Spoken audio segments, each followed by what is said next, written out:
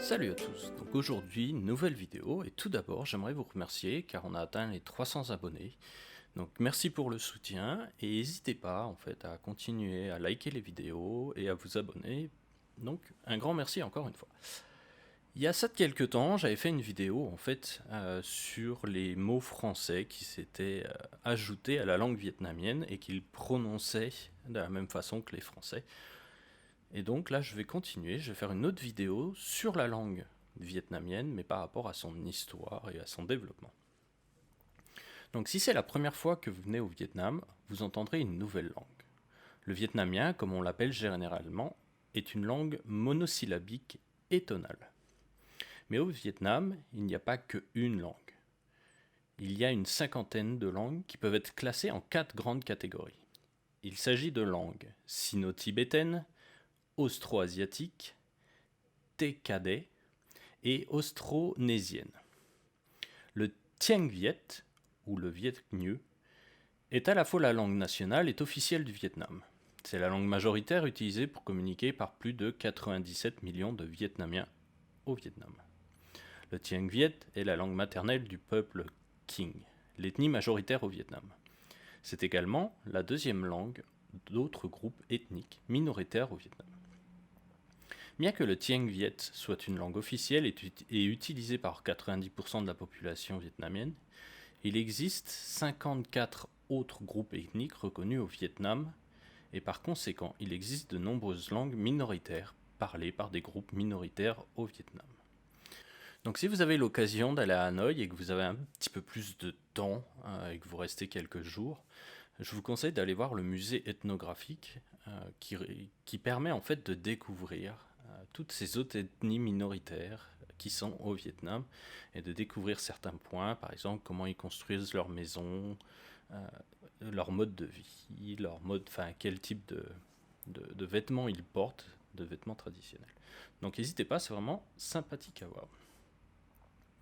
Donc revenons maintenant aux langues minoritaires.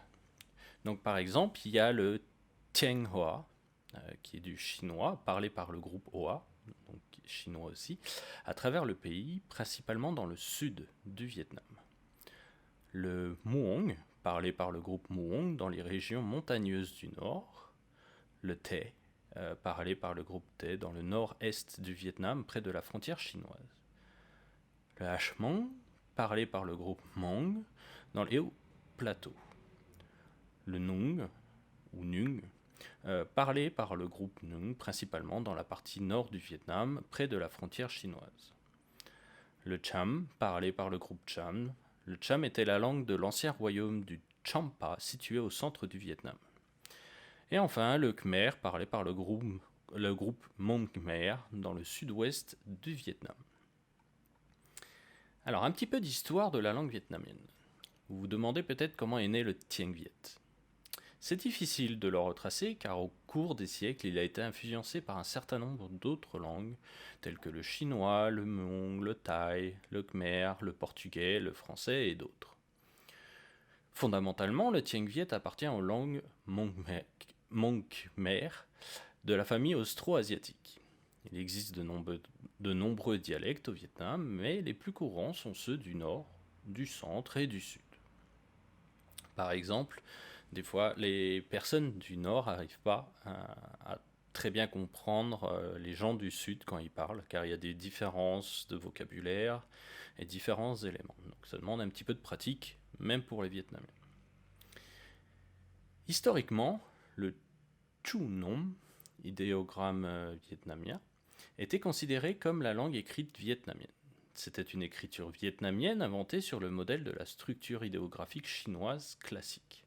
Elle a été largement utilisée entre le XVe et le XIXe siècle par les élites vietnamiennes pour composer leurs œuvres littéraires.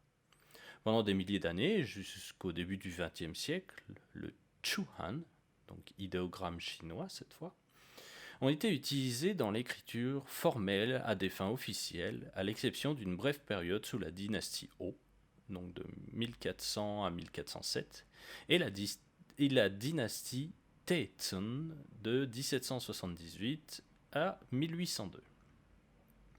La langue écrite nationale actuelle utilise le Chu Quoc Nhu, donc l'alphabet vietnamien. Il était basé sur les langues latines romanes, en particulier l'alphabet portugais, avec l'ajout de 9 accents, 4 pour créer des sons et 5 pour indiquer le ton. Les Vietnamiens considèrent Alexandre de Rhodes, de 1591 à 1660, missionnaire jésuite et lexicographe avignonnais, qui a passé 6 ans au Vietnam comme missionnaire catholique de 1624 à 1630, comme le père du Chu Quoc Nung, en raison de sa publication du premier catéchiste vietnamien et du premier dictionnaire vietnamien latin-portugais, publié à Rome en 1651. Alors, encore petit aparté, il faut savoir que à l'indépendance, donc il faut savoir qu'à l'indépendance du Vietnam, tous les noms de rues qui avaient des noms français ou autres ont été enlevés par les Vietnamiens pour être mis avec des noms vietnamiens et par rapport à la culture vietnamienne. Alors, petit aparté. Il faut savoir qu'au moment quand a eu lieu l'indépendance, les Vietnamiens ont décidé de retirer tous les noms français de rues dus à la colonisation pour mettre des noms vietnamiens et qui soient propres à la culture vietnamienne. Et il faut savoir qu'il y a 4 noms européens qui sont restés, dont Alexandre de Rhodes. Donc ils ont décidé de le garder par rapport à l'apport qu'il a fait par rapport à la culture vietnamienne. Donc voilà pour ce petit aparté.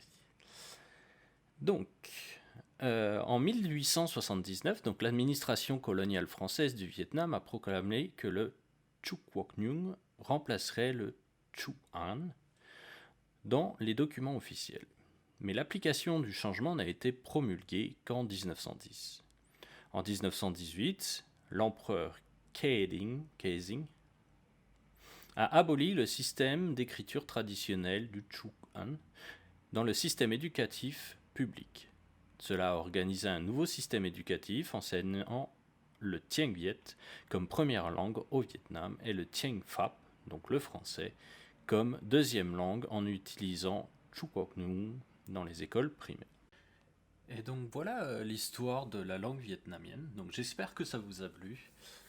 Je vous dis à bientôt pour une nouvelle vidéo, mais avant ça, comme vous avez pu le voir, j'ai mis un fond que j'ai utilisé différents modes pour le changer un petit peu. Et donc je vous lance un petit jeu, n'hésitez pas à me mettre dans les commentaires si vous savez de quelle place il s'agit au Vietnam.